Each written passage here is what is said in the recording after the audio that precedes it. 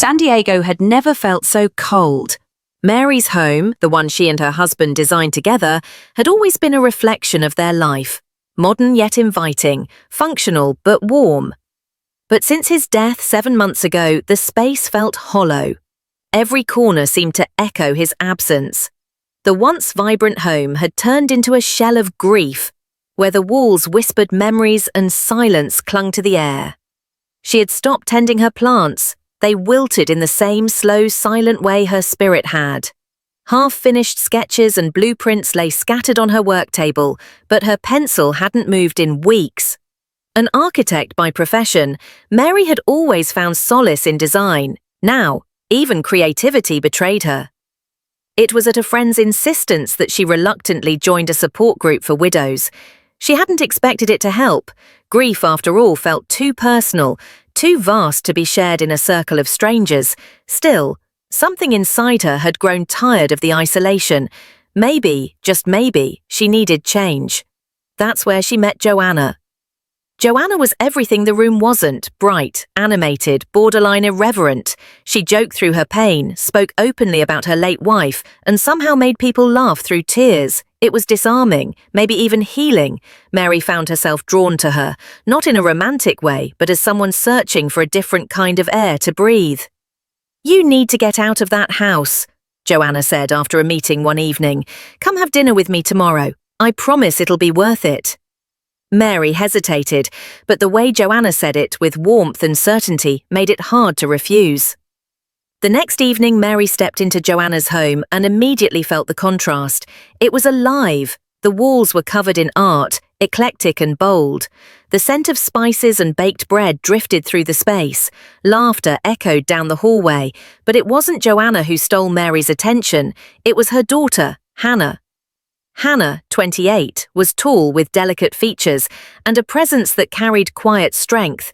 Her eyes, though, looked tired, too tired for someone her age. She offered Mary a soft smile and a polite handshake, then returned to chopping vegetables in the kitchen.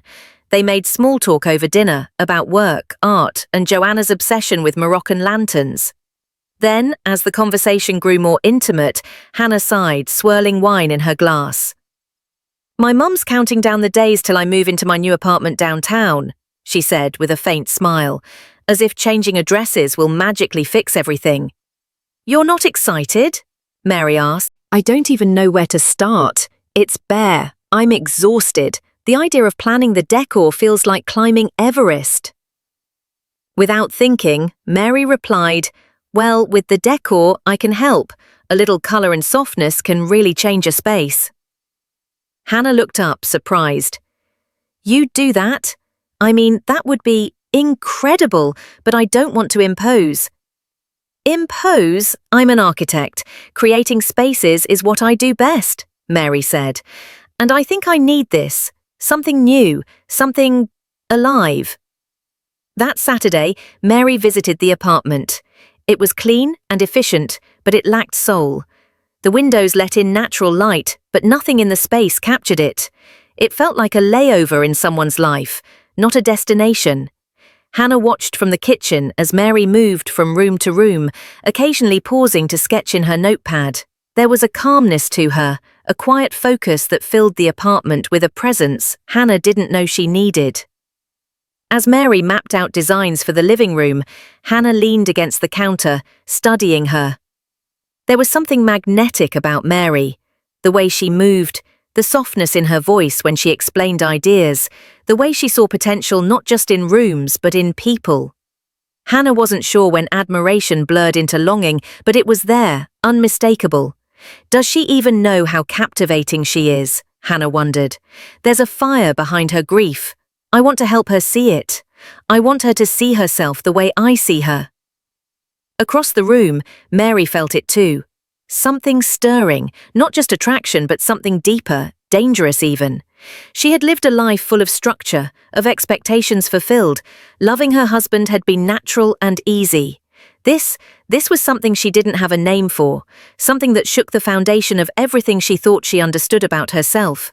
She glanced at Hannah, who offered a hesitant smile. A flicker of something passed between them, tentative, charged. That night, Mary lay awake, her thoughts tangled. It wasn't just grief anymore, it was possibility. She wasn't sure what it meant yet, or if she had the courage to find out. But for the first time in months, she wasn't numb.